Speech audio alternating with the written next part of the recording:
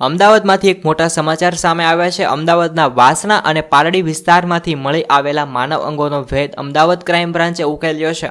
આંબાવાડી વિસ્તારમાં રહેતા નિવૃત્ત એસટીના અધિકારી પોતાના પુત્રની હત્યા કરી ખૂબ મોટા સમાચાર સામે આવ્યા છે અને પુત્રની હત્યા કરી અને તેના શરીરના ટુકડા અલગ અલગ જગ્યાએ ફેંકવામાં આવ્યા છે। મોટો ખુલાસો સામે આવ્યો છે જ્યારે પિતાએ પોતાના પુત્રની ઉગ્ર આવેશમાં આવી અને હત્યા કરી હોવાનું સામે આવ્યું છે। બેકાર ઝઘડાખોર અને દારૂ પીવાની ટેવ ધરાવતા પુત્રની સાથે ઝઘડો થયો અને પિતાએ તેની હત્યા કરી નાખી।